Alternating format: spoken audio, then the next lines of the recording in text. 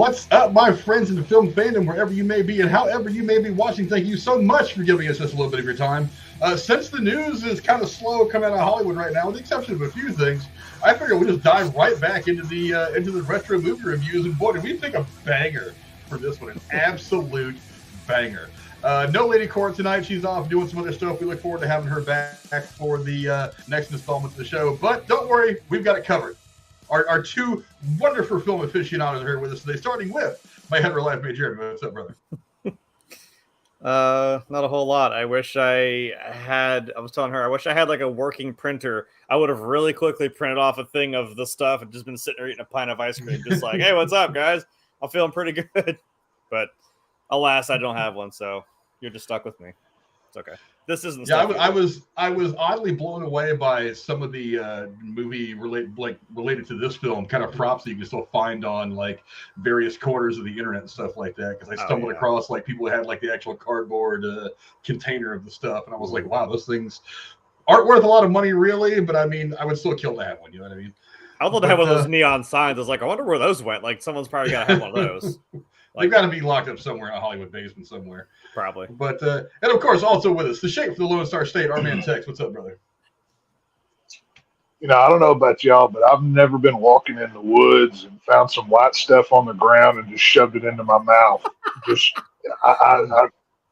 I think that's a different movie. I think there's more to that scene and some backstory we don't know about with that old man, but I don't want to know, so he don't need to tell. But no, what's up, everybody? Doing well. So, here to review the stuff. And yes, my hose is bigger than yours, so don't worry about it. It's all good. Oh, yeah, definitely a quotable and fun movie. But let's go into exactly the movie we're talking about tonight. The Stuff is a film from 1985.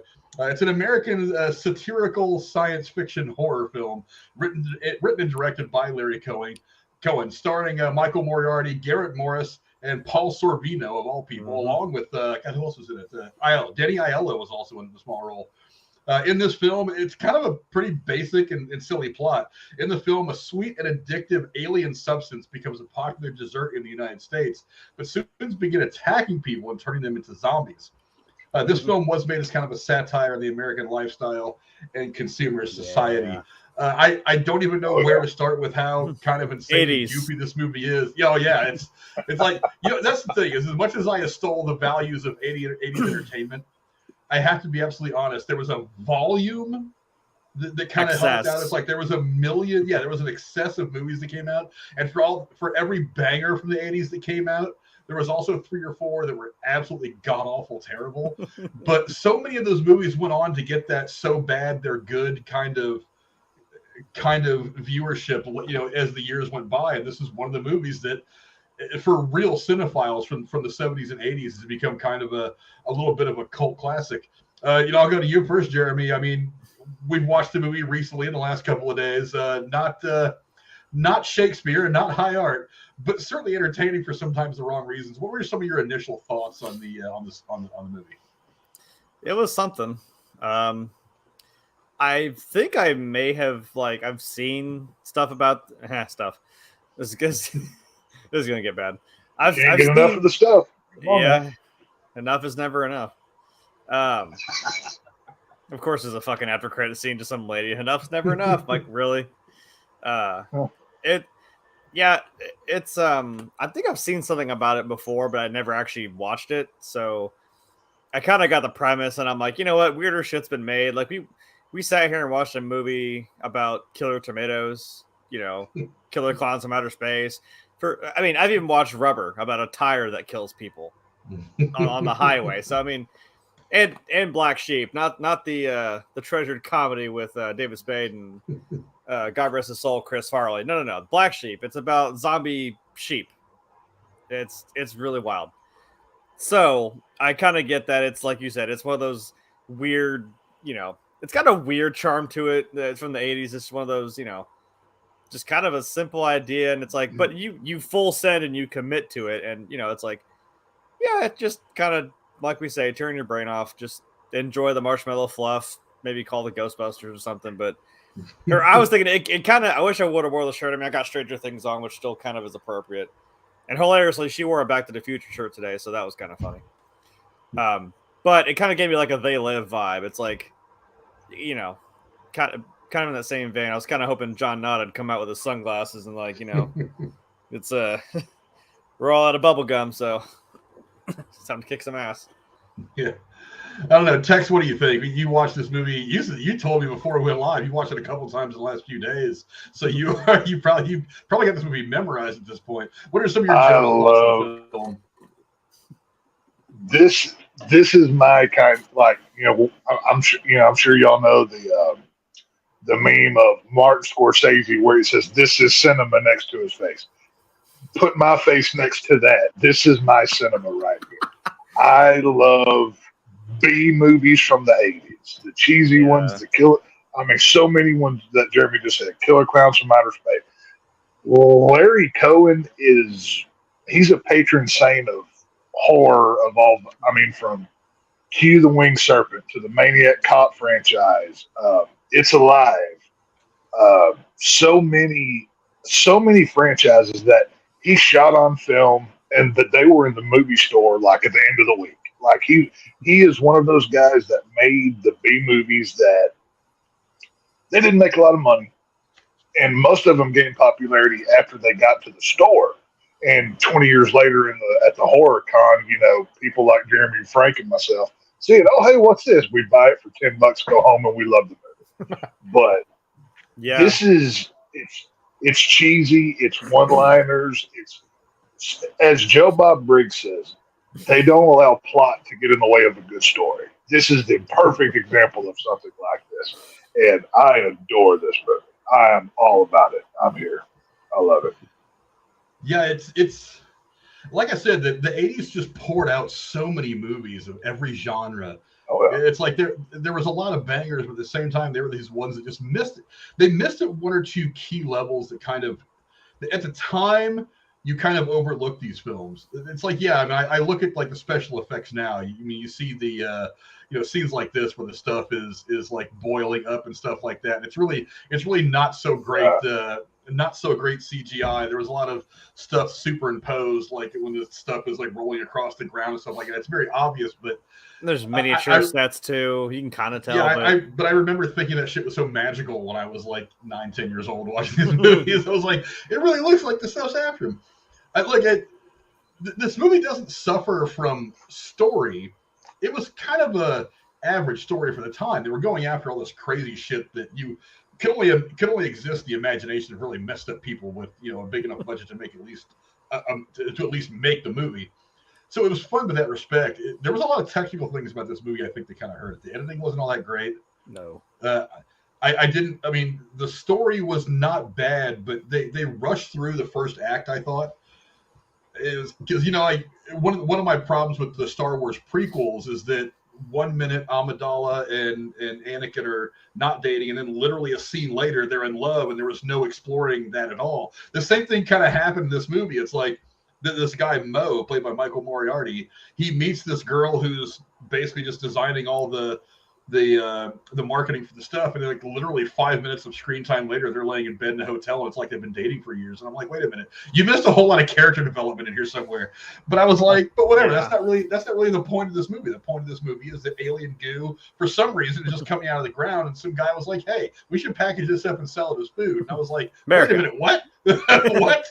Right. It's like, I know we were all kind of dumb and naive in the 80s, but we weren't that dumb and naive. I don't know. There was so many things about this film that I kind of shook my head, and I was like, why the hell do I like this? But at the same time, it's a fun watch. It's goofy, it's stupid.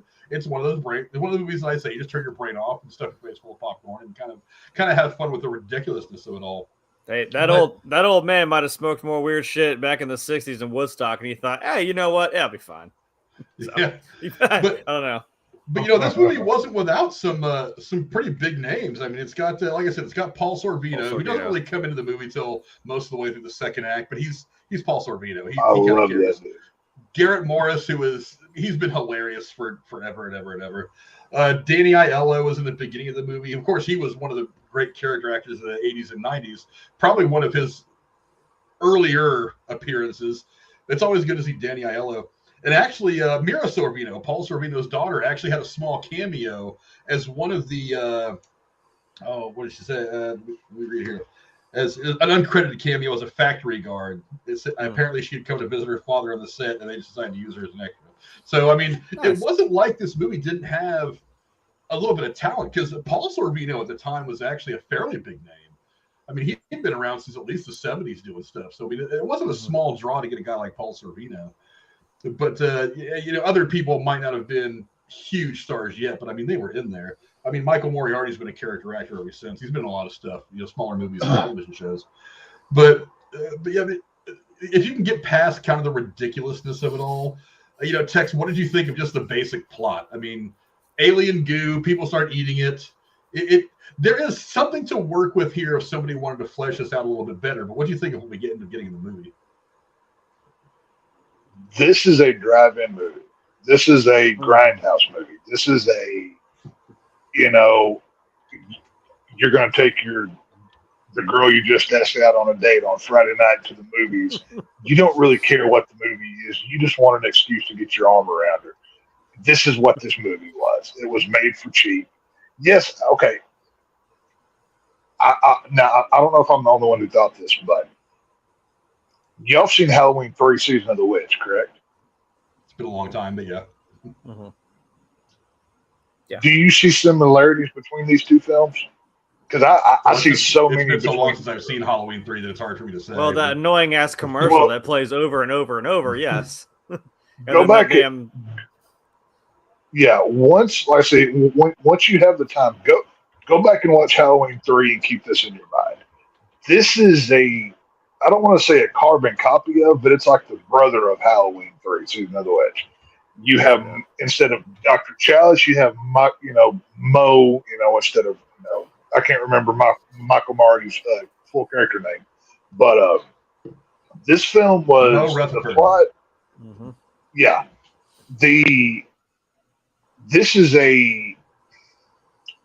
There's enough plot here to fill out 90 minutes. And I mean, it's generic, but you're not coming here for the plot. You're coming here for a schlocky horror film with practical effects that they made for $500. It's like I said, this would have been at a drive-in in 85 or whenever it came out. 85. Here in Texas, it would have been at the drive-in. In New York, it would have been at a grindhouse on 21st Street or whatever. But this wasn't, like I said, this wasn't Shakespeare that they made. The plot was serviceable. If you look into it, Larry Cohen, he cut a lot out of this movie. I don't know if there's any director's cuts or extended cuts out there. I'm sure there probably is. But I've seen interviews with him talking about this where he cut the crap out of it to get it to a 90-minute runtime. A lot of it does feel rushed, I will admit it. Especially that opening scene, we go from old man walking around with flashlight to, putting crap from the ground in his mouth. And then 2 seconds later, product is in a kid's hands in the refrigerator. There's a little bit that we don't see there, but, this isn't Walking Dead where you get 15 seasons of just walking around in the forest. It's a different kind of thing. But yeah, I really enjoy it. It's a turn your brain off, popcorn, have fun movie. You know what I mean? Yeah, Jeremy, what do you think of the effects? I mean, probably pretty good for the 80s, but not exactly good by today's standards. But there was only really a couple of things that I noticed as I was watching it today that really stood out as bad effects. I mean, do they hold up a little bit or not? Yeah, so that's more something that's my wheelhouse of stuff that I like and that I'm interested in. Like I was watching that picture you have where it's like coming up out of the ground, that big pit of it. And I'm like, well, that's probably practical. And I'm like, well, we don't care. It's just, we don't care. It's just probably totally not marshmallow fluff or something coming, that we're using. Yeah, it was a mix of shaving cream, sour cream, ice cream, I think mayonnaise, pretty much any white liquidy type deal that they could throw in there to mix it all together is what the stuff is. I was gonna say it's probably a mix of things, and like especially they did a practical. I mean, we were just talking about this a minute ago because They did a practical fire effect on the Moe's face. I'm like, I'm sure that was like a flame retardant substance they put on a stunt dude's face. It's just some white crap on your face, and they light it on fire, and you let them roll around on the floor in a panic. I'm like, yeah, it's cool. There's some like that even was kind of that with Jason trying to escape the stuff there. There are some scenes where it's like, oh, that's an obvious like green screen. You can see like the outline around him, but I'm like, it's 85, and again, it's a low budget movie, but to be honest, for its time, it doesn't really. Does that room look familiar to you from another big popular 80s horror franchise? A scene that really stands out. Looks like a really soundproofed room, so. Well, okay. Well, I guess I'll just spill the beans here. I'm sure y'all remember the scene in Nightmare on Elm Street where Johnny Depp gets sucked through the bed and then the blood shoots out, right? That's not the room. I've always thought that was there. That's what I was told. The studio wasn't the room. We'll get to that in just a second. I've got a little bit of trivia that I managed to find about this. I was going to say, be wrong, but I thought that was the room. But okay. I think I know what you're talking about because I'm like, there was that when they're in the hotel room. Like that looks like that same kind of thing. They may have turned the room upside down. I've always heard that's the same set piece. That's what I've always heard. Yeah, I'm like, I feel like they turn the room upside down, let it flow up, and I'm like, it's cool. You get the idea that it's going upwards, and it reminds me of when, because like one of the most horrifying parts of the first Nightmare on Elm Street is also where the girl is like bopping around on the ceiling after and she's in the dream. Like that's horrifying. Right. Well. Sorry, I wasn't ready for that yet. But okay. But yeah, it made me wonder I wondered how they did some of the stuff. I'm like, this is kind of cool to me. I'm like, I could tell. I'm like, oh, that's definitely a miniature explosion, or like that's probably a mini set because you don't want to actually flood this whole room with like gallons and gallons of whatever the hell you're using. So I get it, and the set work is done pretty well, and some of the effects you try to do as practical as you can, but. I imagine how many times did you put that, you didn't put that kid actually in a tanker truck and just keep flooding the room with crap. It's like, yeah. That was a bad CG shot. It looked I'm like, maybe the green screen on that looked terrible. Yeah, like you could see the outline of him. Like that was terrible CG. But it was 85. I just watched a movie. I watched something else that was free on YouTube was The Core from 2003. I'm like, yeah, that looks like a PS2 game. I'm like, I can tell that's bad, but I'm like, I get the point. It doesn't take away anything for me, so I don't know. It's like I get the point of what's being put up on screen.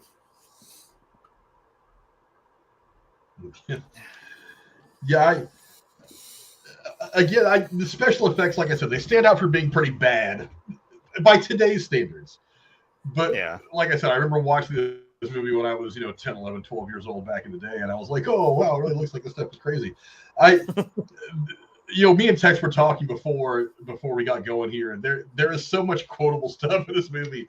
I mean, it's like it wasn't good dialogue. It was a lot of like rim shots, stupid jokes that didn't really matter to the movie at all, but it was just funny to like hear them.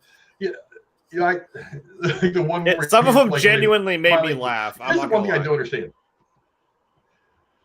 Because they were so stupid, they were so bad, they were just not. Yeah. They didn't make a lot of sense, but that's one of the reasons why they were so damn funny. Because you're kind of shaking your head like, what, why?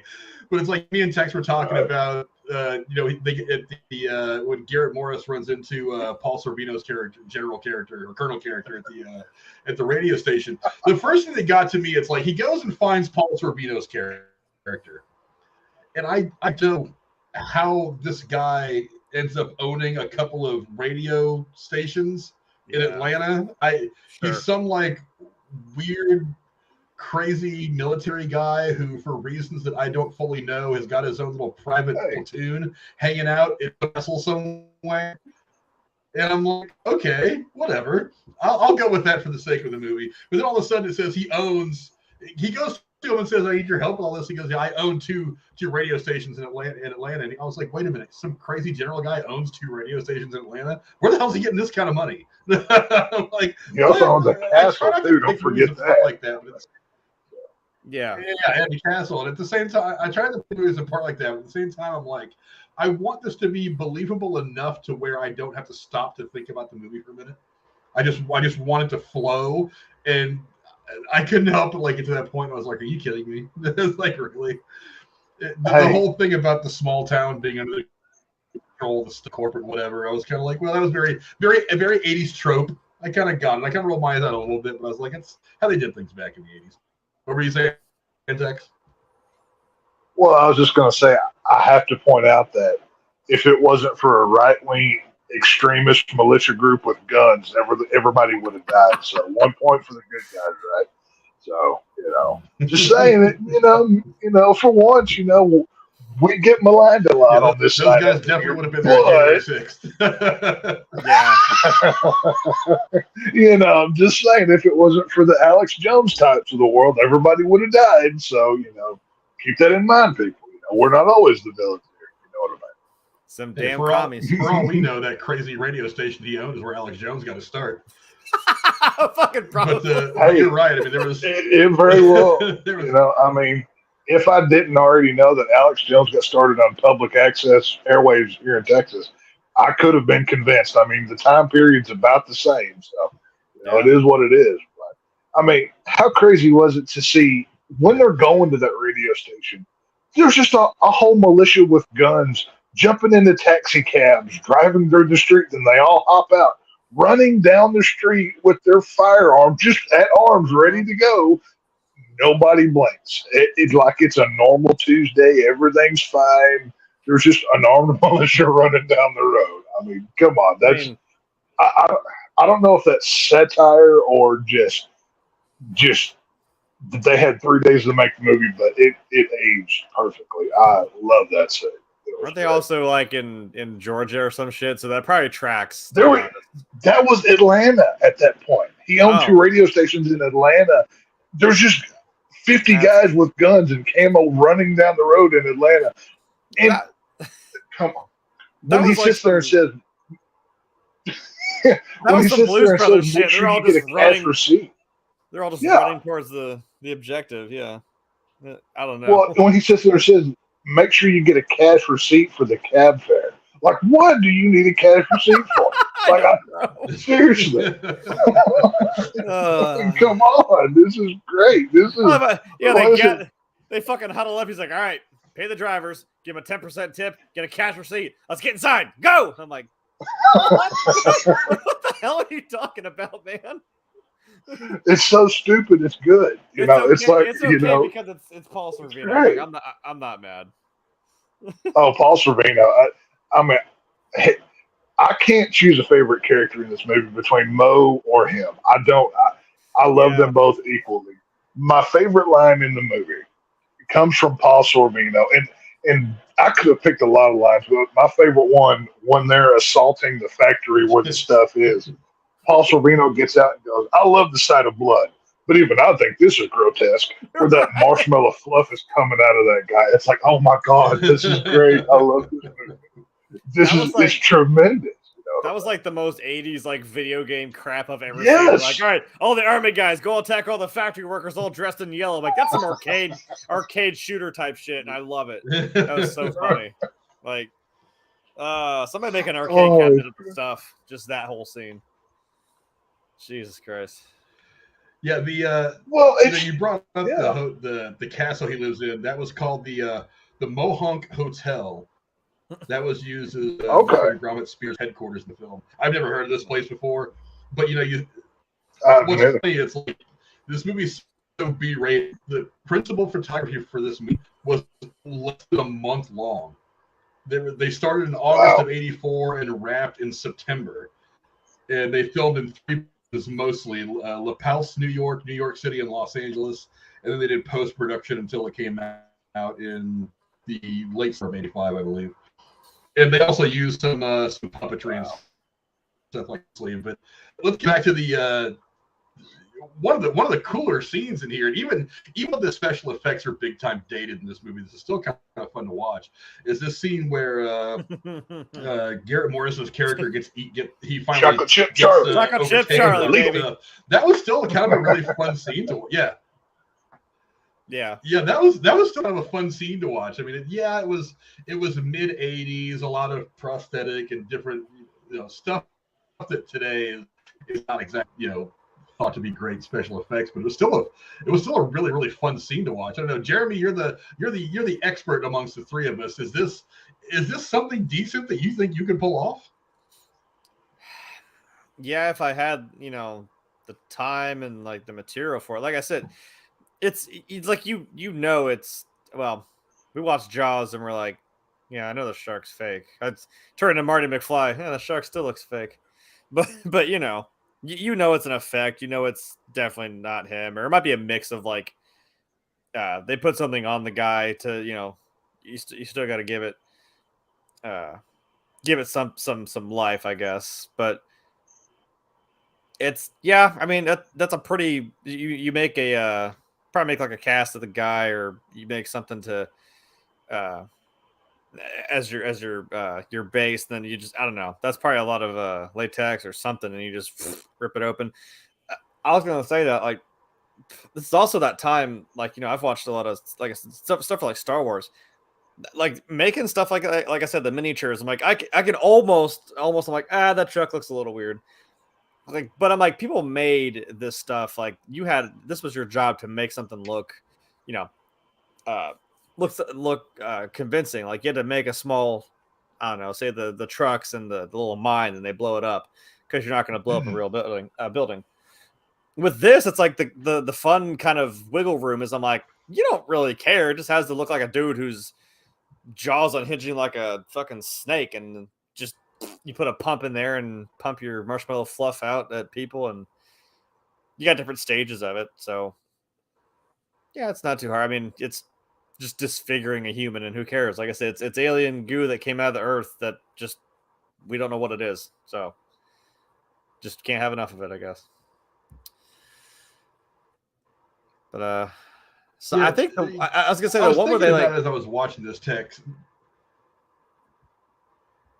What? Go ahead. I there was some. I think I don't remember where it was when they were fighting some of the. I think the funniest thing was when they called them the Stuffies. That made me laugh so fucking hard. The Stuffies. I think they like punched one in the face, and his like face like came off. I was like, whoa, okay. Yeah, like half of his face just goes. It just flies off. He hit him so hard he knocked. I mean, I've been in a few fist fights in my day, but I've never hit anybody hard enough to knock their head in half. Like, I gotta do some more push-ups, I guess. I don't know. Yeah, that's kind of concerning. That's but some of it was kind of cool. It's like I get it, and you just kind of you play around with it and have fun. Like I said, it's just mysterious alien crap that comes out of the ground. Just have fun with whatever you're gonna do. It doesn't really matter.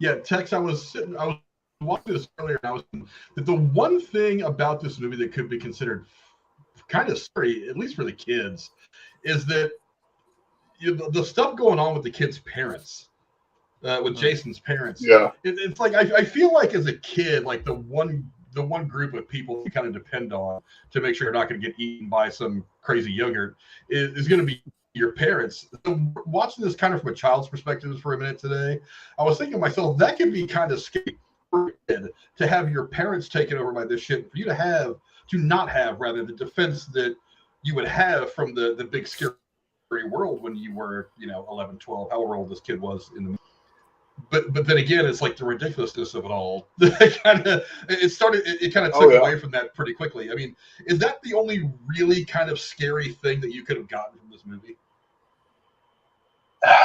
Well, the scariest thing is you had to eat a fucking bunch of Barbasol to get out of that situation. Jesus. Why didn't he just to touch on that why didn't he just flush it and then walk downstairs going, looks so good, and just have an empty cup? Why did they need to see you eating that? Anyway, that's just one of the many plot holes within the story. We could go on for 2 hours just about that. But yeah, I mean, the scene where he's coming down the stairs and obviously mom and dad are, fully possessed as well as brother, I mean, possessed, I don't know, took over, it is what it is. But the kid comes down. Oh, we all love this stuff. I've lost 5 pounds since I've been on it. I mean, how come you're talking like a commercial, Mom? That's a great shot. I love that picture. That's awesome. This is the inspiration by Invasion of the Body That Snatchers. is kind of scary. That's what I mean. It is. Yeah. I mean, this is the boy's entire world. Like you said, he's a preteen. He can't do anything for himself. I mean, for all he knows, some stranger who talks fast and loose and his nickname Mo just puts him on an airplane to Georgia. I mean, this kid goes on when you really think about it from his perspective, he goes on a pretty massive kind of trip here. But yeah, that home scene alone where he's running down the street and mom and dad and brother are chasing him. That's like, holy crap. If you put scary music behind that, this is another kind of film. This isn't an alien, invasion. This is murderous slasher dude. You know what I mean? And like now you just can't trust your parents. You can't trust anybody because most of the people have eaten this stuff. Right. Right. From the thing they live, I mean, there's so many, so many of the movies that takes over a person and they're no longer. Look at the scene with the dog in the beginning. It's also very similar. Whenever Mo goes to the retiring FDA guy, I mean, the dog is sitting there watching like this guy, and you can tell this guy's being like on his best behavior because, like, he even asked him, "Why are you scared of your own dog?" I mean, it's like it's a whole thing. This stuff. That's what. Huh? I was like, because Cujo had a little too much of the stuff. I think that's what happened. Right. Yeah. No. This is what I'm saying. It changed.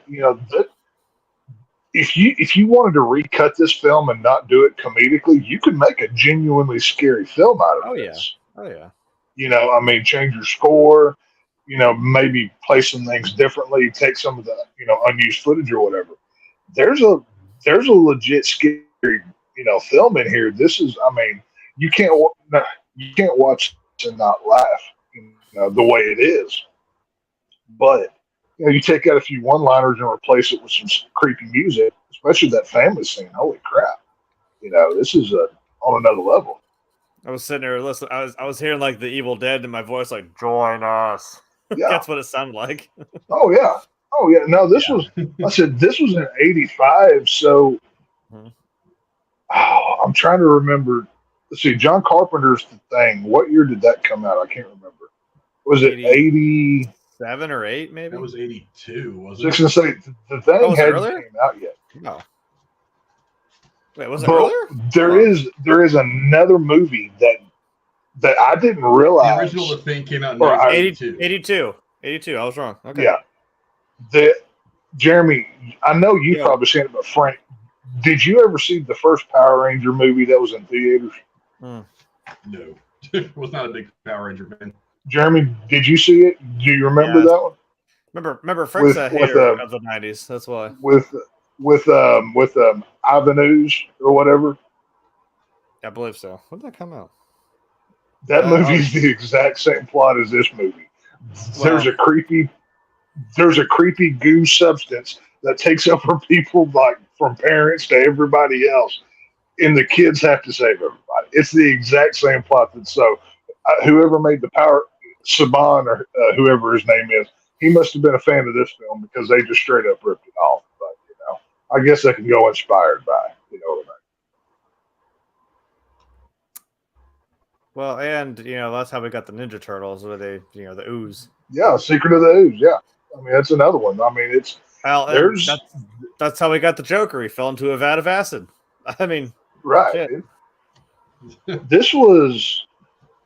I don't remember the production budget for this, but it wasn't. I mean, Larry Cohen, like I said, he's a notorious 1.7. Okay, and that was in 85 or just because that's still quite a bit. Yeah, I mean that's still quite a bit of money for the mid 80s. Yeah. But I mean, I don't know I don't know what that adjusts to for inflation, but it says the budget was $1.7 million. Right.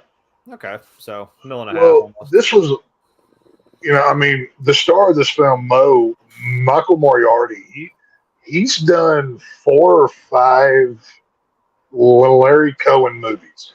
I know he was in Q the Winged Serpent, which is another good one. If you haven't seen that one, it's basically a monster flick in New York. Shoot, he wasn't in Maniac Cop. I can't remember what else he was in, but he does a lot of. If y'all don't know Larry Cohen films, he really likes anti-heroes. He doesn't like clean good guys. I mean, look at what Michael Moriarty does in this film. I mean, he takes $25,000 from the guy who is behind this stuff.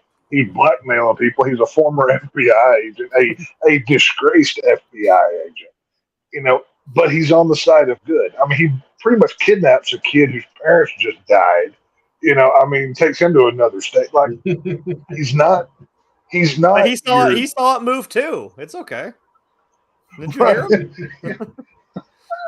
That's all the convincing that kid needs. He's like, I saw it move too. Get in, kid. I'm like, what? I highly doubt Washington newspapers are printing headlines about a kid wrecking a Georgia grocery store. I question that just a lot. But there's, like I said, there's. Mo in this film, he is our hero, but he's a Punisher type. He's a Deadpool type. He's not clean cut. He's got his quirks. He's got his edges, but you can't not like the guy. I mean, he's just tremendous in this film. I mean, it's a lot of fun to watch it. If anyone's ever played the video game Mafia 3, he reminds me, and even just the look, like the same little short cut kind of blonde hair, clean shave. He reminds me of I think he's also an FBI agent, kind of shade, not shady, but kind of anti-hero as well, kind of playing both sides, kind of like not afraid to get his hands dirty.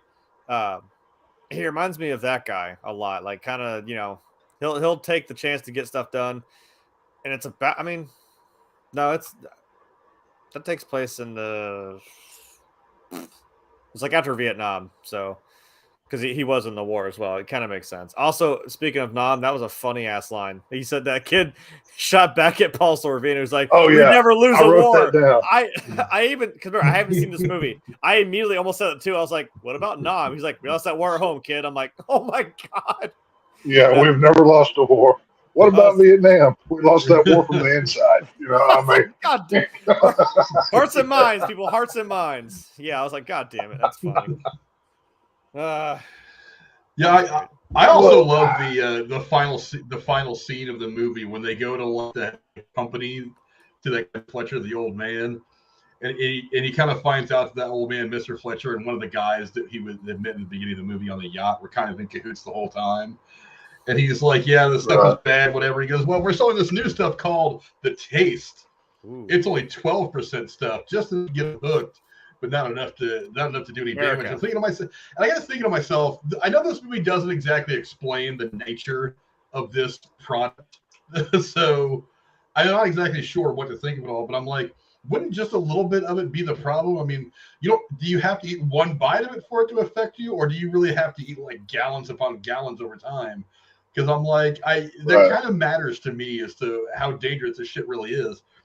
But I do love the end. Where he made the kid bring in the case of the stuff, and he makes these guys at gunpoint eat all this shit, and then just like walks away as the sirens are blaring as the cops are coming to pick this guy up. And I'm thinking to myself, well, wouldn't that mean that the problem still persists? Because you saw those guys on the street. It's all about the sequels, baby. It's all about the sequels. These guys ate a bunch of that shit, and if the cops come and arrest them, great, they deserve it for being bad people. But when they're in custody, the stuff is just going to burst out of their fucking heads like a chest burster from the Haitians, and go and attack someone else, run off into the woods until whatever, right? So, are you just continuing the problem? I mean, I know movie magic; it doesn't need to make sense, but at the same time, I was kind of like, it's kind of a plot hole. You know what I mean? But that's why. Well, that's why. Not even just that. What do you guys think of the final scene, the way it wrapped up? I thought it was a lot of fun. I mean, it was. Now, I've never shot a pistol where the end of the barrel gets bigger the more bullets you shoot. I did kind of wonder about that line where the hole only gets bigger. I don't understand. Yeah, Whoever I wrote understand that's that never either. I'm shot like, a what? gun before.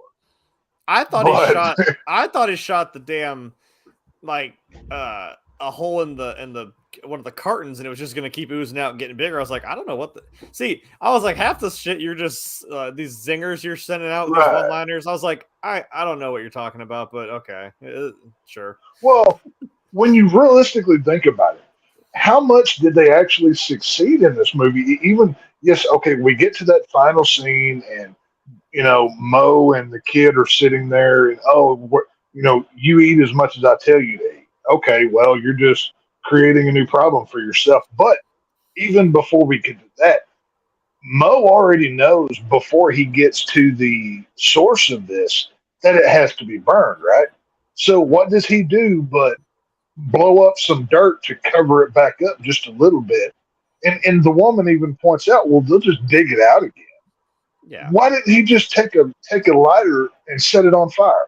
Maybe, I don't know, pour some gas on. I don't know, do any other number of things.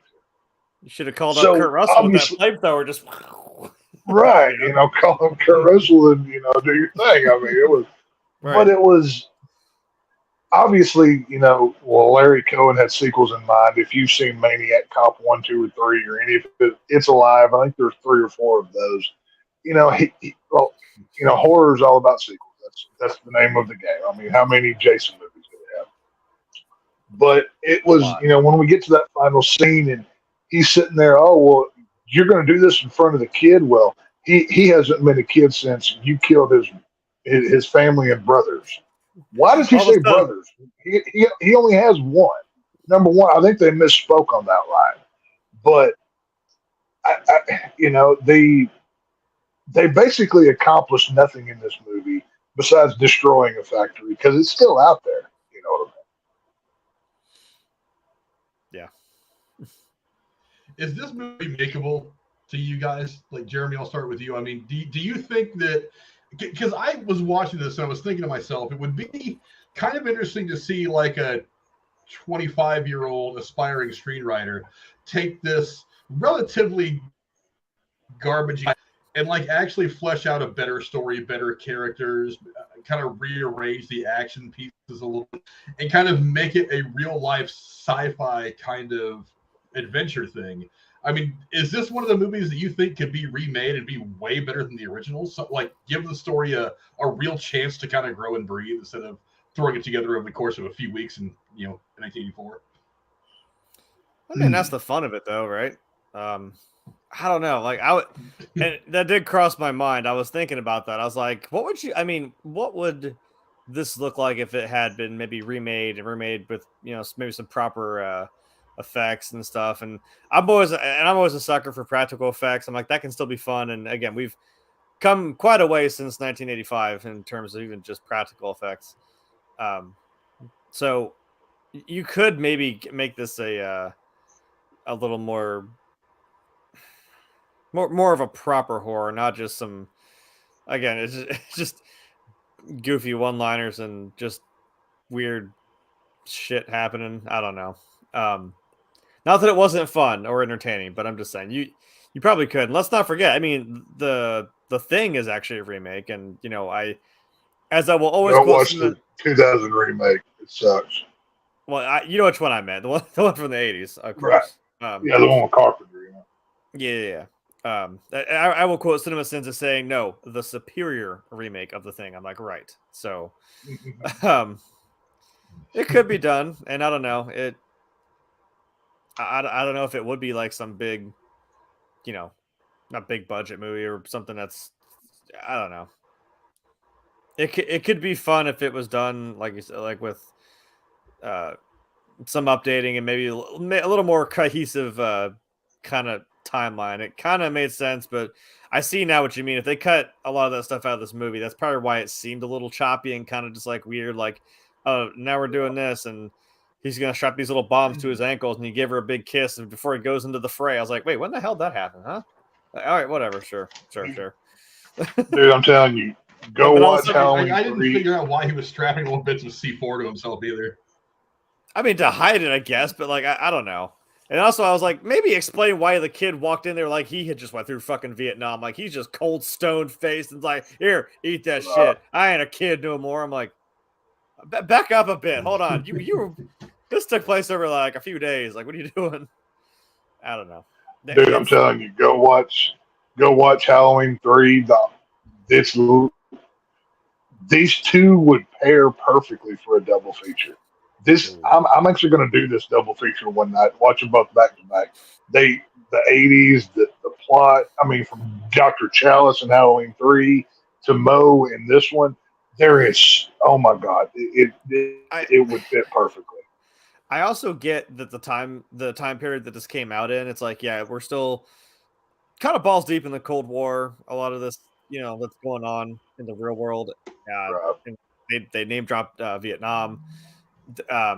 Even someone comes out, it's like, is it World War III? I'm like, no. I know, for like, we've got movies like Red Dawn and shit like no, it's not. Chill. What year did Red Dawn, the original, come out? Did it come out before this? Like 80. It was right around this time. 84, I think. In my head. I think it was the year before. Because, I mean, right. That scene at the end, whenever the militia is taking the radio, going to the radio station, you could have cut that into the Red Dawn film, the original, and it would have fit perfectly. You wouldn't have known it wasn't supposed to be there. You know what I mean? That's the thing is, I don't really know, like, how much would you change of this movie? Like, would you try to maybe make it modern day, try to update it a little bit? But I don't mean like insert like, I don't know. I don't know. I don't think this concept works now, though. You know what I mean? I mean, yeah, you could try to do it, seriously. I don't know. I'm not. Like, Rubber came out in 2010. Let's not forget we made a tire that killed people. So that's pretty damn close to. I think the only way this works. Yeah, we've all talked about it before.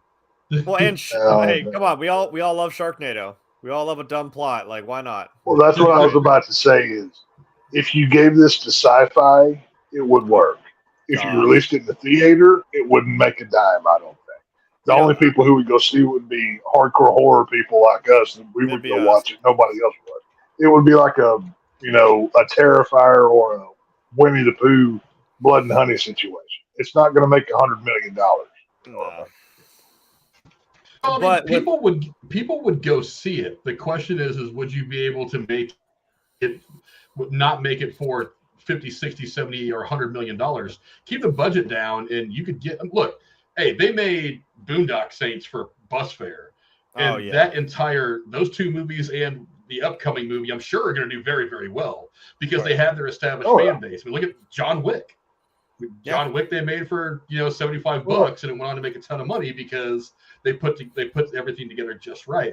I think if you took a chance, like I said, a young writer, get one of these smaller production companies that wants to take a chance, like a Tromaville, something like that really wants to have some fun with it. Just let the director and the creators have some fun with it. I think if you kept the budget down, this could be one of those kind of art house films that has legs. I mean, it wouldn't make a great deal of money the theaters, but I mean, secondary media is usually where movies like this have thrived over the decades. So I think it could be fun to see like a remake. But if it is remade, they need to keep the comedic element to it. Could you make a serious movie out of this? Oh, yes. But the charm of something like this. I mean, you're fighting marshmallow goo. We don't have a real villain. The only villains that we see in this movie is a 75-year-old guy who's forced to eat the goo at the end of the film. There's not like we don't have a key villain to really hate or go with. The real villain is corporate America, damn it.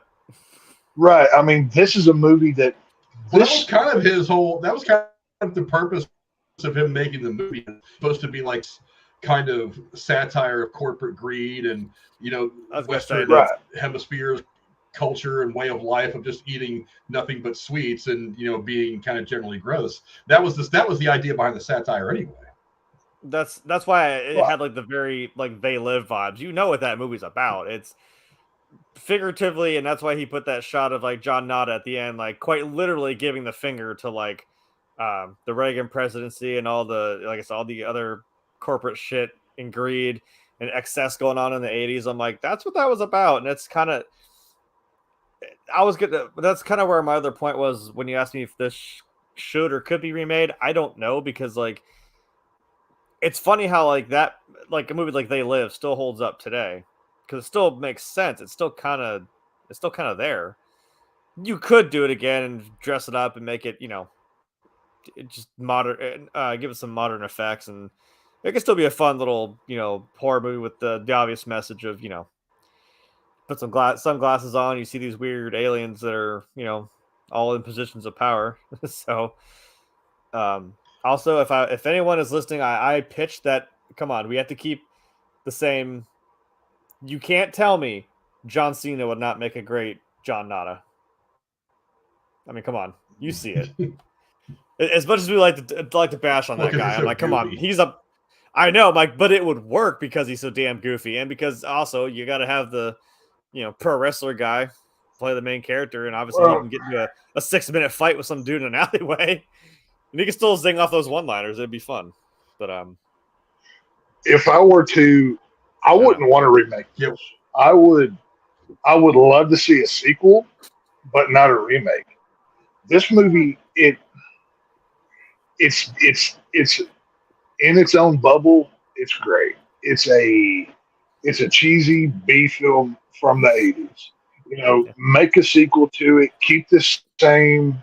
Do a modern take on this film, but keep the elements that make this film special. You got to have the one-liners. The one-liners are maybe my favorite thing from the. I mean, I wrote down like 6 lines that I really truly love, and I'm probably going to quote from for the next few until they play from something else.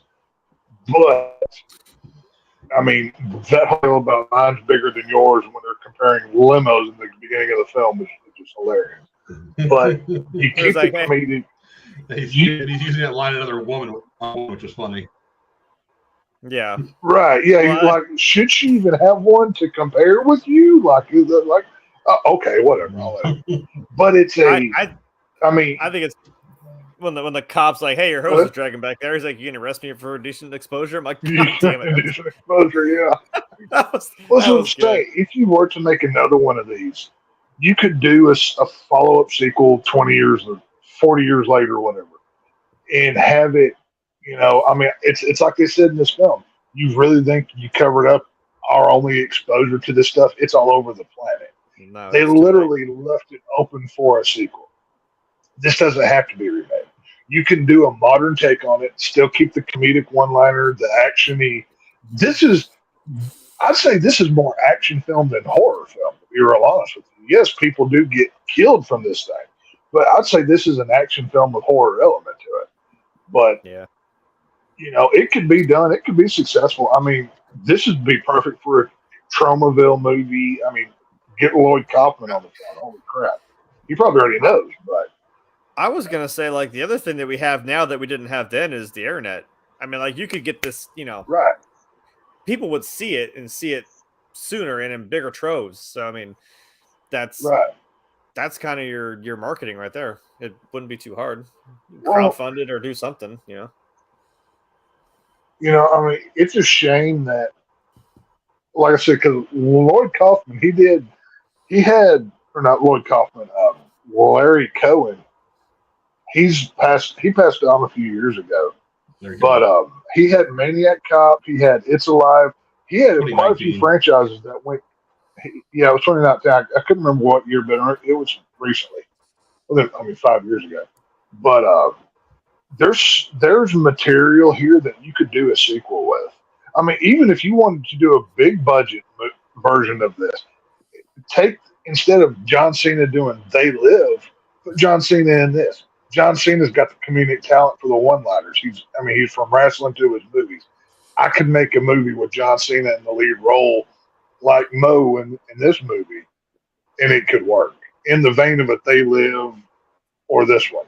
Yeah, I mean, there's a lot that can be done here. This was done in the 80s style. Could you imagine a follow-up sequel that takes place in the 90s, done in a 90s action movie style? Tell me that wouldn't be a lot of fun.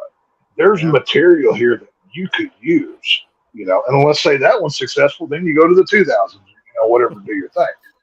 But this, this is a fun movie. This is a movie I know a lot of people have never seen before. I was telling Frank before we started, I've got this on VHS somewhere, probably at my mom's house. I'm not sure where it is.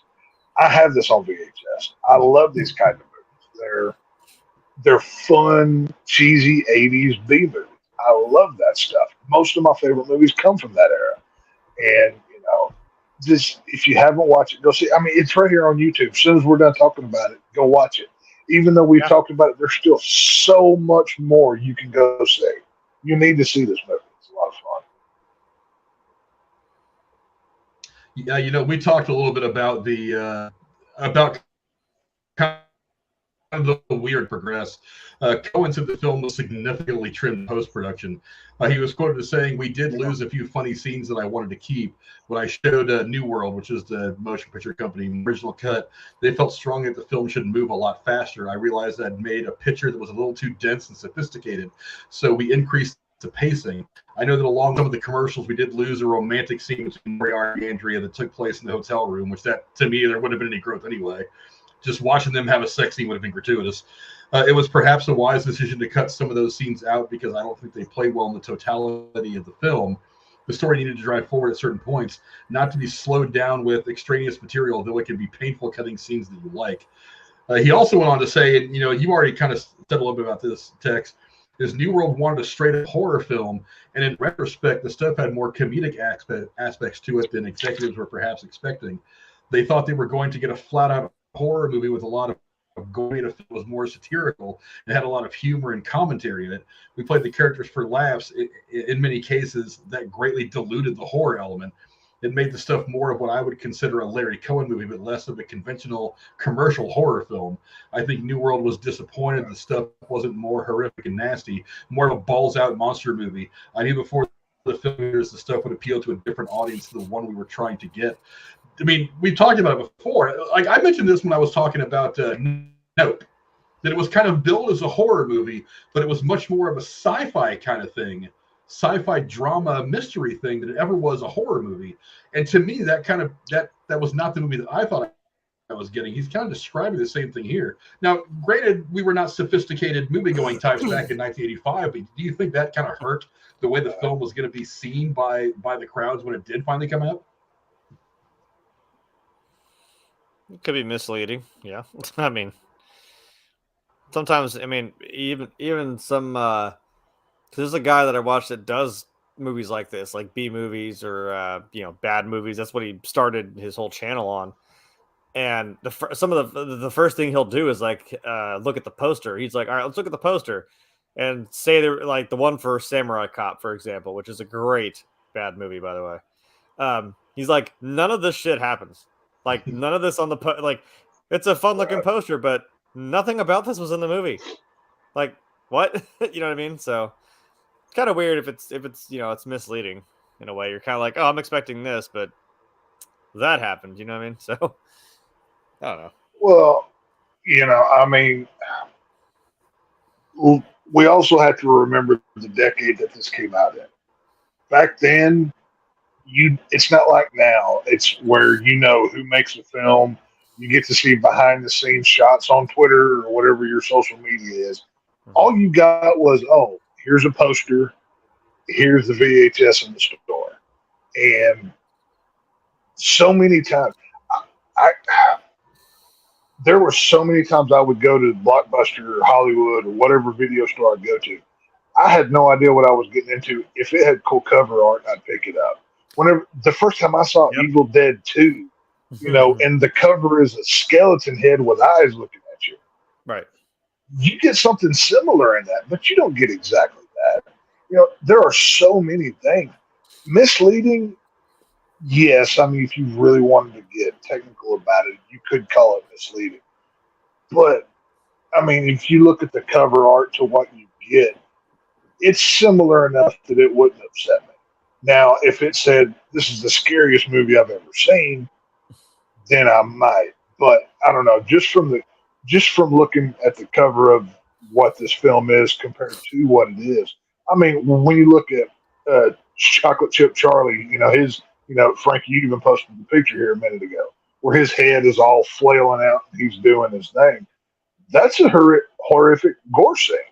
I mean, yeah, it's not bloody, but that's some body horror. Shit something like, I mean, that, you get to see the stuff coming out of the throat. The head is morphing into this, alien-looking jobby-do thing. There's meat on this bone here. I'm not surprised that that Cohen wasn't, or that he was told to cut it down. Roger Corman, he owned New World Studios. I mean, he was notorious for, he wanted those quick 90-minute movies. I don't think he ever made anything over 90 minutes. But, there's so much you can play with here. If just real quick on the whole sequel thing, if you really wanted to make another one, you could dig into okay, we obviously know this is an alien, right? It's within the Earth. When did it come to Earth? Is there there's obviously an intelligent design behind it. Who is that? What is that? We don't get a big bad guy in this. But that's maybe that's the thing, though. That's one thing about this movie that just hit me. It's like they give you two different explanations for this stuff over the course of the movie. At one point they say aliens, and the next thing they say is a parasite. I'm like, well, kind of which one is it? Yeah. I mean, it could be both. It could be a parasite from space, but at the same time, I'm like, because you never really explore what the nature of this stuff is, it's kind of hard for me to feel entirely too afraid of it. As far as I'm concerned, it's just some yogurt that was dumped out in a hole in the mountains somewhere, and you decided to repackage it and sell it again. And I don't really understand I don't understand the evil of this. It's like, because I always say one of the things I like about the Joker is there is no explanation as to why he's evil. He's just evil. Mm-hmm. And one of the things that makes him a scarier villain is that there is no explanation. There is no reason. But it's like, but sometimes, especially in a case like this, I need a little bit of background to understand the nature of the thing. And so if all it is some bubbly, gooey shit out of a hole, I'm like, that's when I start asking the questions. How did it get there? Is it a byproduct of toxic waste? Is it from space? They never really give a definition to exactly where this stuff comes from. So I don't know why I'm afraid of it. And when I don't know why I'm afraid of something, it's hard for me to kind of carry a fear of a thing through a movie. You know what I mean? Well, that's what I'm saying is the only time that I felt afraid in this film was what you talked about earlier with the parents and the kid. When they're forcing him to do this, and then they tell the brother to go get him, and then they're chasing him literally down the street like it's a invasion of the body snatchers. Mm-hmm. And besides that, none of the stuff scenes was I afraid of. Whenever the militia goes into the factory at the end of the film, they all kill themselves. Whereas the whole rest of the movie, they attacked people. But now that some guys with guns are going to show up, they just decide to off themselves. Like, there's holes here. Maybe that was done for budgetary reasons. I was going to say that could have been an effects budget thing, maybe. But it could have been just to get to an ending, and maybe that's one of the scenes that whenever Cohen was cutting this thing, that he unfortunately was left on the floor. But I'd love to see a director's cut. I haven't found one. I'm going to look for one, but there's probably not. I've lost the time over it. But you could make a scary version of this, but I'm not sure it would work. I mean, did y'all ever see here recently the remake of Wrong Turn? They remade Wrong Turn? Yes. Not the remake. Yeah, I don't say the remake. I was like, I thought they were still making movies. Yeah, no. Well, most people, this is the most SJW film. It's nothing but a 90-minute just woke fest of patriarchy bad, white people bad. It's a whole thing. It's a terrible movie. Well, but I bring it up because the main character was a girl. It's probably the main character was a girl. Well, no. Okay. You saw Texas Chainsaw, the newest one on Netflix, right? Yes. So that whole the whole how annoying the woke kids were in that film. Like when It's on that level. When I laughed when she got her damn head cut off at the last second, I'm like, ha, ha, yeah, I was like, it's a Confederate flag. We got to take that down. We can't let people see that. It's that level bad. But I say that because probably distracting. I'm gonna look that up now. That's annoying. I thought they'd still been pumping these damn movies out since the first one came out in like the early 2000s. I was like, there's like 7 of these movies. I'm like, when? Yeah, they did like 6 or 7 wrong turns, but then the creator went back and redid his own movie, but he did it super serious instead of campy, fun killer movie. If you did a serious version of, the stuff. Yeah, 2021. Hold on, let me see. Go ahead. Keep going. The new wrong turn. It's something else. I don't recommend it. Watch it at your own risk, but wasn't the original? Wasn't it like a bunch of like inbred, insane ass like hillbillies that were killing them and shit? It's in the remake. Instead of that, it's like this group of white dudes that secedes from America, and they have Confederate flags everywhere. It's bad, dude. It's not. So it's good. like it tried to, but it had to make them like. Well, yeah, Appalachian. They went. They were in Appalachia, like they just. They went super hardcore left with it. Yeah, but if they were to do that with the stuff, I can't help but feel that they would do something similar, and it's got to have an irreverent tone to it. You can make scary and irreverent at the same time. You just got to watch that line. You can't. I was recently watching an interview with Adam Green. He's the guy that he did the Hatchet movies. Victor Crowley. He had Kane Hodder play Hatchet. I was watching an interview with him, and he said the minute you make your bad guy funny, he stops being scary. And I agree with that. Perfect example. Look what happened. Well, perfect example. Look what happened to Freddy Krueger. I was going to say he's terrifying in the first one. Once the minute he goes to one-liners, it's over. He stops being funny, or he stops being scary and starts being funny. The first one is more like it's horrifying, but then when he starts zinging off one-liners, I'm like, yeah, okay, right. When you see Tina being drugged down the hallway, what the crap is going on here? But you could do with the stuff remake or sequel, have it be scary, keeping your one-liners and wrapping it all together. But you have to be real careful with it. That's why I say this franchise, it might be hard to do in today's climate because how often do they screw these things up? You know what I mean? I've been thinking about that too. I'm like, look, we're getting so far into that kind of crap where it's like, I don't think I don't care. Okay, when I say this, I don't mean in a negative way. I don't care about like inclusivity, and what I mean by that is I don't care if you do it.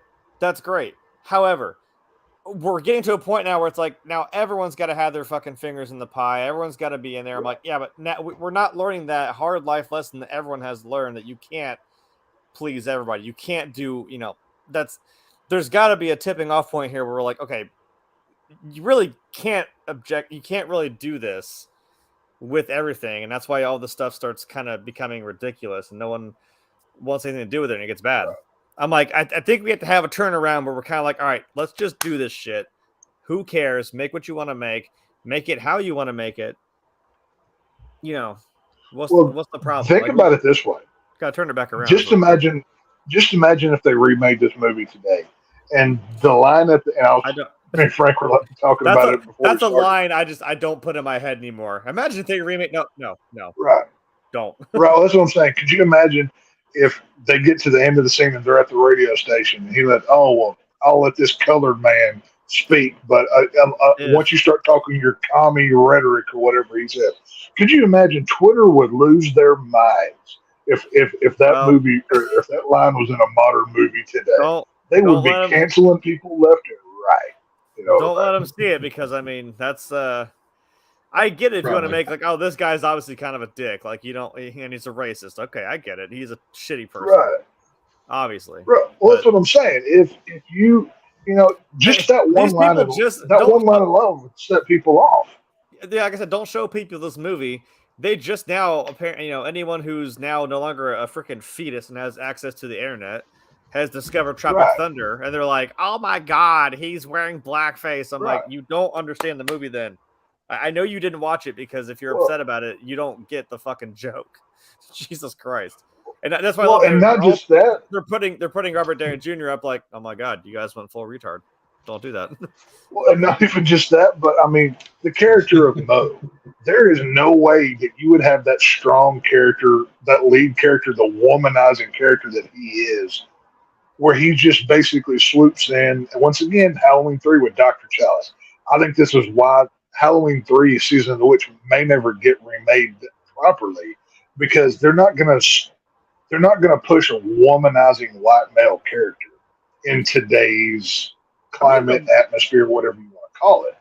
That it would be changed for modern sensibilities, I guess is a word, and it would morph the story into something that probably wouldn't do good. And I sourced Black Christmas, not 2019, I think it was. That was a horrible film. They ruined that franchise, but they'd probably just swap. It would be hard to do.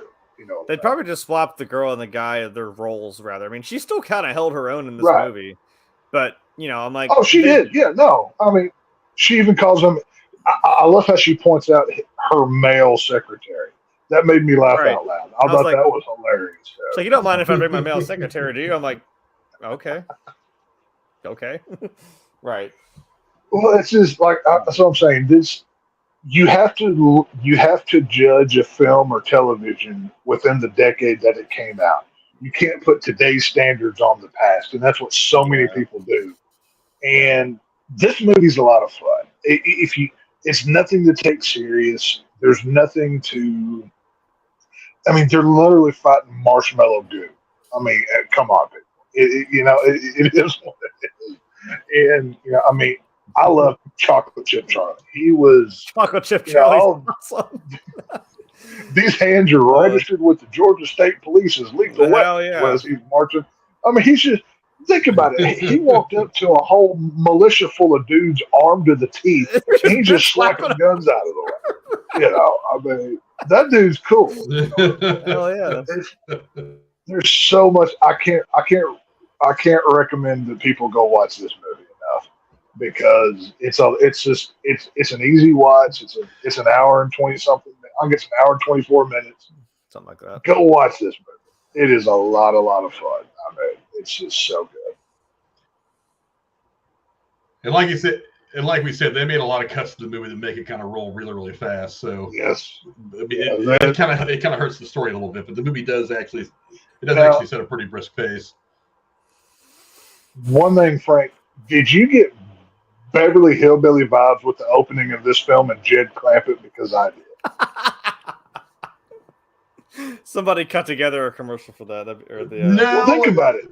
Not so much that. It's just the ridiculousness of this man walking with that was boiling out of the ground, licking it, being like, "This tastes great." I'm like, how dumb are you? I mean, it's like, I know that in 1985 this guy was only 60 years old. But I'm like, I know you were born in 1920, but did you not just have a brain in your melon? I'm like, why are you eating this shit that's bubbling up out of the ground without knowing what it is? It could be acid for all you know. But what the hell? Like I said, you turn your brain off and he's like, or it could be aliens. I don't know. Well, think about it. Come and listen to the story about a man named Jed. Pull him out there. I mean, he literally shoots. An old man is walking in the woods. Black gold, Texas tea comes out. Cut to the stuff, and old guy with flashlight at nighttime in the woods sees white stuff coming out of the ground, and then he's a millionaire. You could do a cut with Beverly Hillbillies. Might actually work. I mean, I wish I had skills to cut that together, but Yeah, but Jed Clampett was smart enough not to start drinking the fucking Texas to the ground. True. It's like, well, that's where it differentiates. But I don't know why I would drink it. I know we had to get there, but like, time to move on to a little bit of trivia. I know. But I want to move on to a little bit of trivia. But before we do that, it's going to also WWE giveaways. So I'm going to go ahead and give away $25 for free movie tickets. Thanks to all 5 of the Patreons. All of your guys' names are in here. We're going to figure out which one of you guys is getting $25 from right now. And it's going to be Casey. Really? Boo. Can I have a protest this? About it this time because we have a surprise for Casey when he decides to play our assault course. So Casey's going to get hit at the end. Right now, Casey is our winner of $25. So I have this. He should only get it if he plays y'all in Minecraft. He has to play y'all. Minecraft. No, Fortnite, not Minecraft. Fortnite, yeah. What's that game y'all always play? I couldn't remember the name. Fortnite. He only gets it if he plays y'all in Fortnite. No. He needs the 1v1 me in Call of Duty because I bet you he won't. Yeah. Oh, put the money on the line. Jeremy versus Frank. Jeremy versus Frank versus Casey, a 3-on-3 match, and whoever wins gets the $25. Put it live on YouTube. There you go. All right. Like Casey wouldn't even show up. He doesn't even show up to Fortnite anymore. He's a wuss. Just take my $25. I gotta go get ready for a stream in 5 hours. I can't. Yeah. I booked. In 5 days. Yeah. I got less than serious in 2 days. I got to get ready for it. But a little bit of trivia about this movie. It actually led to a lawsuit. I mean, why wouldn't it? A movie like that probably made about $5. Of course, it ended up in a lawsuit. The company Effects Associated was hired by Cohen to supply some of the special effect shots.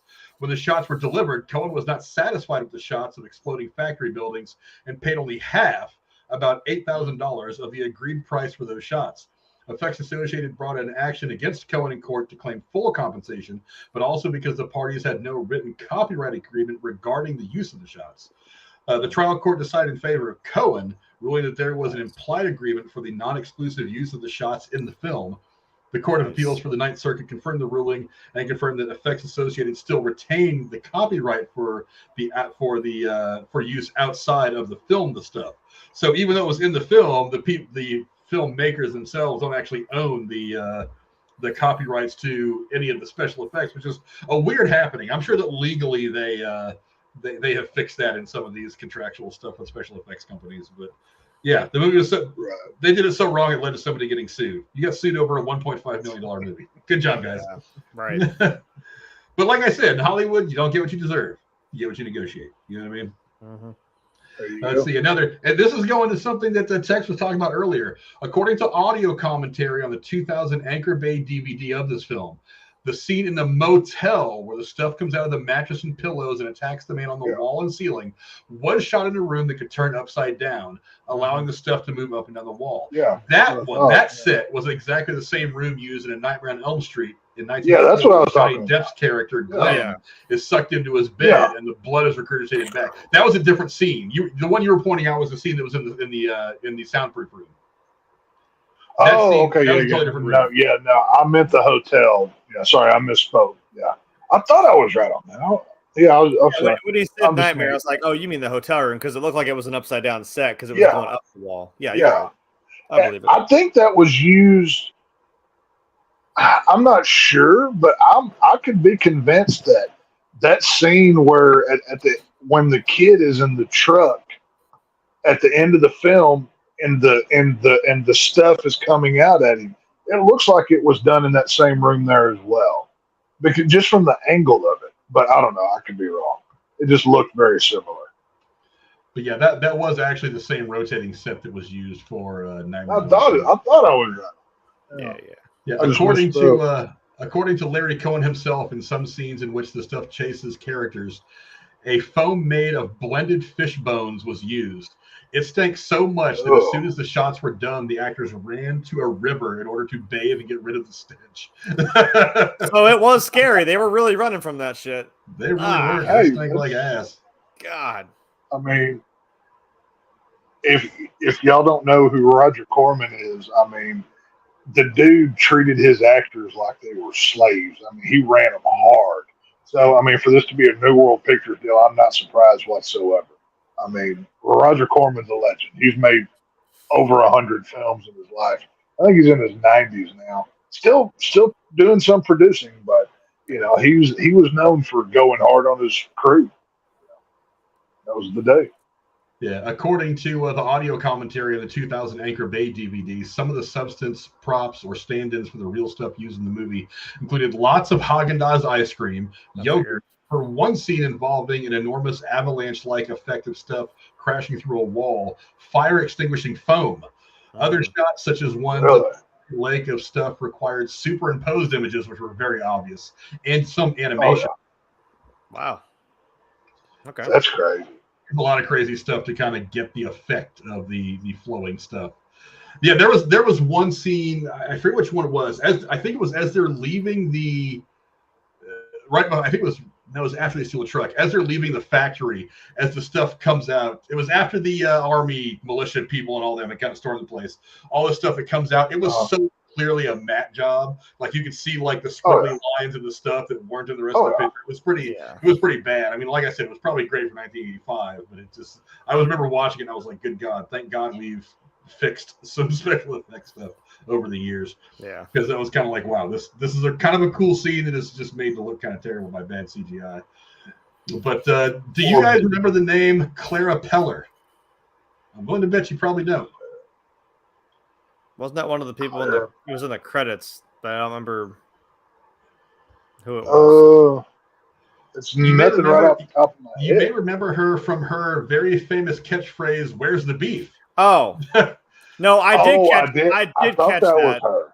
Because I saw the old lady and she's like, "Where's the stuff?" I'm like, "Is that the where's the beef lady?" Holy shit, that's funny. Exactly. I didn't know her name, but I knew who she was. Yeah. There's actually two pretty important people in that scene. I don't know if you guys noticed the other guy or not, but Clara Peller reprised her role in a parody of Wendy's "Where's the Beef" advertisement, asking instead, "Where's the stuff?" I recognize her, but I didn't know her name. Yeah. That was great. Yeah. Do you recognize the guy that you can see on your screen right now? Yeah, I've seen him before. I've seen him, but I can't place it. That's Abe Vigoda. He was the grandpa in the first Look Who's Talking movie. Yeah. But he's got a history of entertainment going all the way back to the vaudeville days of like the early 1900s. Yeah. Like when he was a teenager, he was on vaudeville doing that stuff. I mean, like the early days of the entertainment industry, like almost pre-movies. Uh-huh. This guy was this guy had been around for that long. I forget when Abe Vigoda died, but he acted, I think, deep into his 80s, like into his late 80s. I forget when he passed away. I know he passed away at some point. But I think he was acting right up till the end. But that's Abe Vigoda, and the woman at the table with him is the girl from the "Where's the Beef?"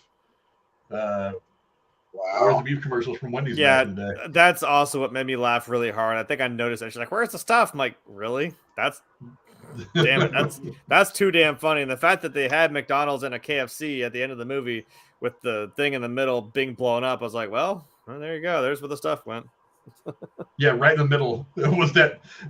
On top of that, one of the things that always got me about this movie, it's like, how do you, over such a short time, you've not only marketed it, you've actually built freestand restaurants that serve nothing but this one product. I'm like, really? It's just so weird. Maybe that's why McDonald's ice cream machines don't fucking work, because that's where they were getting the stuff from, and it's gone now. Thanks, guys. Damn right. Damn it. That's why you can't get a McFlurry. You got blown up in a right-wing militia. There you go. That is the greatest conspiracy. Put that out on the internet and it will blow up. I love it. Oh, I'm going to, whenever Alex Jones goes live tomorrow, I'm going to call him whenever he does his phone segment and be like, "Hey, I know why McDonald's is messed up. I have the information here. I'm going to get on the line with him. I'm going to hook that up." So, yeah, You know what we need? This is why we need a remake, just for the potential scene alone of Alex Jones railing about, oh, these people eating stuff, it's ruining the country, blah, blah, blah. And he just goes off of this. That's what they did with I mean, hell, they turned J. Jonah Jameson into Alex Jones in the new Spider-Man. They did. That was. I mean, why not? You know what I mean? I mean, it's basically the same character. This could. I'm not sure. I want a movie of this. I might need a Netflix miniseries of this. That might be better. Can I find? I don't know. That's actually not a bad idea. Yeah. Yeah. I dig it. I don't know, but I don't know. I think a remake could be fun. I think this is. Look, again with remakes, part of me just kind of thinks to myself, anything's open to a remake. And if the remake sucks, we've always got the original, or if the remake's great, and we have two great movies to enjoy.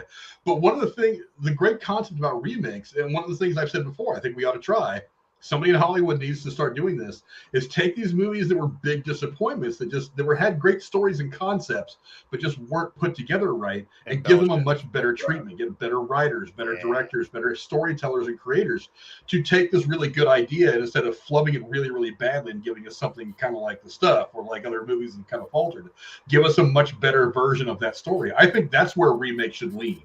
I think they should go to things like that. Instead of remaking things that we already love, why not remake something that was bad and make it into something we love? I feel like that's where a remake should go. You know what I mean? I'll be all right with that. Instead of, I want another Howard the Duck movie in the MCU. He doesn't have to be an Avenger. Just give me something better than that craptastic movie from what, 87 or something like that. He was in that. Better than that. He's in Guardians 3. I mean, he does show up. I want a full-on Howard the Duck movie. He doesn't have to be an Avenger. You don't have to make it a big part of the MCU. Just a movie to have fun with. You gonna bring back Leia Thompson? Because do we need a bestiality sex scene like in the original? Yes. Do we need to redo that? Why not? Only if it's practical. I don't want to see a CGI bestiality scene. I want to see practical. You want to see the feathers flying up and shit? I want to see feathers. I want to see like Megan Fox or some Hollywood hottie having to make it with a duck puppet in a Marvel movie. I dare you, Disney, if you don't do this, you have no balls. Make it, Disney. Let's go. Marty McFly's wife is still mom is still pretty hot, so I still think she could do it. We can I mean, they're in a multiverse, right? So technically that movie exists. So bring her back then. They did mention Back to the Future is all bullshit. I mean, it does exist. Right. That's what I'm saying. I mean, we've got the potential to go to anywhere we want, Marvel. So, hey, let's do this thing. And nobody's dead either, so. Yeah. So you can bring back whatever characters you want. Hey, what better place to introduce the X-Men than in Howard the Duck? Why not? Why not? We've done everything else. But you could make a really good mutant joke. Yeah. Good, yeah. That's pretty much all that we can say about The Stuff. I mean, I was kind of wondering as I was watching this movie, I was like, can I really get more than a half hour of content out of this movie? But I mean, as you pick it apart and break it all down, I mean, there's a lot of fun stuff here. There's a lot of not so fun stuff, a lot of kind of cheesy, crappy 80s filmmaking. But at the same time, it's like most other movies. Just turn your brain off and enjoy it. Enjoy the chaos. Enjoy the stupidity. Just kind of like imagine a world where this kind of thing can actually happen. And then maybe you'll enjoy the film. I actually think, like I said, it's one of the midnight movies that have become so famous from the 70s and 80s. Just this it's a true cult classic for sure. Yeah, it's just one. It's in the vein of something like a Killer Clowns from Outer Space, something like that, or it's not like these midnight movies. Yeah, it's not. Yeah, Attack of the Killer Tomatoes. Again, a terrible movie, but when it comes on, you can't help but watch it. Yeah. It's just so awful. But I don't know. Jeremy, any final thoughts on this movie before we get out of here? I don't know. You can never have enough, and enough's never enough. Tex, how about you? Any final thoughts on the film before we bail out of here? You know, I can't help but feel watching this is, are we eating it or is it eating us? That's what I really want to know about watching. So, just saying. Yeah, I honestly, the best thing about this movie is that it's free. You can watch it on YouTube. Yeah, that's what I did. It's free with ads on YouTube. Same here. So, so you don't have to drop a dime to watch this movie. All you got to do is spend a couple minutes watching some ads here and there. But one of the things that's interesting to me is, I don't know, half of the people in our chat have seen it. The other half haven't. I didn't even ask if anybody liked it because I wasn't sure if anybody had even seen this movie or not. It's so obscure. But I mean, 10 of you voted, 5 of you have seen it, 5 of you haven't. So if you haven't seen it, like I said, take a few minutes, go to YouTube. It's about an hour and a half long.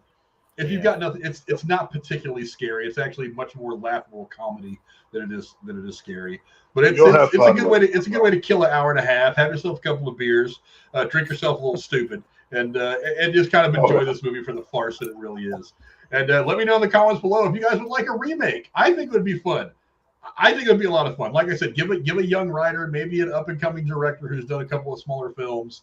Give them a chance. Make it a straight up kind of. I would like it to be like a sci-fi horror kind of thing. If you're going to make it an alien substance, I mean, well, you have to. I think that'd be a better way to go. A little bit of funny, but make it more of a sci-fi horror. I think that could work. I don't know. Maybe one of these days somebody will be like, you know what?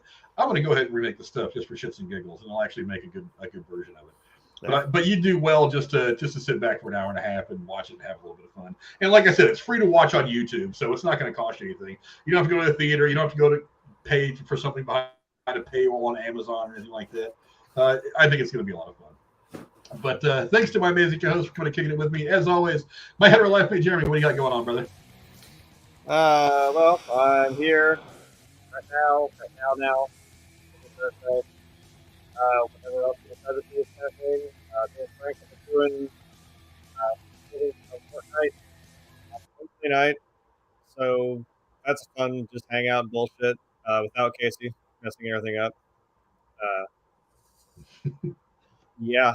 And I don't know. I beat Jedi Survivor, and holy shit, that was a little bit intense there for a minute. Great game. I'd recommend playing either one. Yeah, now that's what to do anymore. So I guess Fortnite and Call of Duty, really. I don't know what else to do. So, that's about it for me, I suppose. What's that? On some cosplays, actually. I was inspired to do the 2009 version of Ghost from Modern Warfare 2. So that's where I'm at right now. I just need to find the vest that he holds his magazines in and whatnot, and maybe the pants. Got it done because me and a buddy wanted to go as Captain Price and Ghost. So I just want to wear that cool mask. The ghost mask. I've got that and the sunglasses now. Finally, I'm like, okay, it's coming together. And of course, our man, the shape from the Lone Star State, my man Tex. What do you got going on, brother? Oh, not much. Working, trying to live life. But one thing I did do, I've been kind of lacking on my New Year's resolution that we did on here to get into the more of the independent horror side, whatever. So last night I got onto Tubi and I found a film, Bury the Bride. It's a new film. It features Scout Taylor Compton. She played Laurie Strode in Rob Zombie's Halloween. I love her. It's a movie about redneck vampires. I'm not going to say too much, but it's free on Tubi. It's a Tubi original. I recommend it. Go watch Bury the Bride. It's about an hour and a half long. I recommend it. Go check it out. So y'all go if you got a minute, go give it a watch. You had to be a redneck vampire, so it was cool. It was cool. I like how they did it. So yeah, go watch Bury the Bride. As for me, you can find me here. It's going to be a couple nights a week for the next couple of weeks. Again, the writer's strike's kind of killing most of the news. The one bit of good news that did come out recently is that Deadpool 3 is now filming. So we're looking forward to seeing that very, very soon. So apparently they've found their way around the writer's strike. They can at least get some stuff done. So they are in active production now. They are in principal photography. So we are this much closer. Hugh Jackman in the Wolverine costume. That's one thing we need. Full costume. I'm looking for the first set pics. I'm all over it, man. I'm waiting for Ryan Reynolds to drop one good first look. Hell yeah. But Deadpool 3 is now filming, and writer's strike is still ongoing. So there won't be a whole lot of big news coming out. There was another small piece of news that I heard today that I don't put a lot of stock in just yet. I'll get you guys thought on it real quick before we get out of here. James Cameron is apparently writing another Terminator movie. Now, oh God, no. Just stop. Please. No. Me personally, I was kind of like, I want to see what it is Oh. before I freak out. But No. now again, Look at what he did to Dark Fate. Yeah. No. Just because he said he's writing it doesn't mean it's actually going to get made. He just said he actually said that he's written some stuff and that he's waiting to see that he wants to involve AI more and that he's waiting for the AI stuff to play itself out a little more. So we're probably still years away from even seeing him actually try to take this to somebody and say, hey, I want to make this movie. He actually did just wrap film principal photography on Avatar Part 3, whatever the hell the name of that movie is going to be. So now they're in post-production. Don't make your crappy Avatar movies. Nobody cares. Don't ruin Terminator anymore. Please stop. Hold on. Isn't him using AI kind of the most ironic fucking thing ever? Isn't that the whole point? No, he's not using AI to write the script. He wants to incorporate AI into the film somehow, into the story. He's not using AI to write. But that's what I mean. That's the hilarious joke, right? God damn it, man. James Cameron's a douche. I don't like this guy anymore. He's the kind of guy that likes the smell of his own farts. He can just go off into the corner and do his own thing. I'm good. I was thinking about it the other day. So I was hearing somebody online say he's like the best filmmaker ever. He's got 3 of the top 4 grossing films of all time. And I'm like, yeah, but when it takes you 17 years to make one movie, it better be a fucking piece of art. Right. Because most people can make a movie like that in about a year and a half. It's not fair that you're just beating yourself every time. Like, okay, good for you, dude. Yeah, when you take if you re-release the same movie 15 times, it's going to make money. Yeah, you better fine-tune that thing all the way down to the gills. I mean, that's pretty much the only news of the last week and a half that's come out of any worth at all. So you'll find me and Jeremy back up here Wednesday building our map on Fortnite, the assault course for American Gladiators. We worked out some stuff last night. We're figuring out some of the harder details. The rest of it's just going to be figuring out a few other things, and I still got to figure out exactly how to do those. And obviously just finish up kind of the aesthetic stuff around the arena. But I think it's going to be a lot of fun. Me and Jeremy have been putting that together. You can watch us do that on Wednesday nights.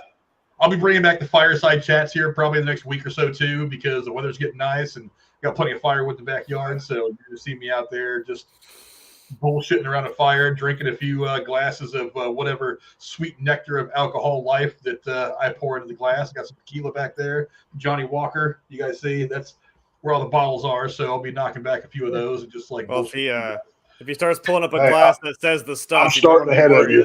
Cheers. I should get one. I wonder if I can have one made. Probably good. I need to have one made. But anyway, again, there's going to be probably a couple streams a week for the next several weeks while we do a couple of reviews. Bang out a couple of retro reviews, maybe a couple of movies that are coming out. We're only 3 weeks away from The Flash, so that's going to be one that we're going to be all over real fast. And probably catching up on a few things that have come out recently that I just haven't gotten a chance to get to yet. But you'll be seeing some reviews on here over the course of the next few weeks. I hope you guys will come back. I've had a few new subscribers over the course of the last week or so. Welcome to all of you. I hope you guys like what you see. I hope you guys come back and hang out with us. We very much appreciate you giving us your time. But we will see you guys later on until next time. Adios. See y'all later. Is it eating you or are you eating it? I don't know. I can't get enough of this stuff. I don't know about y'all. But, I can't knock the visual right there in the thumbnaml, though. I think it's a cool visual. Why not remake it? That'd be a great horror visual. Actually do that. I can't believe that wasn't in the movie. I can't believe the amount of white stuff that's just everywhere in this movie. It's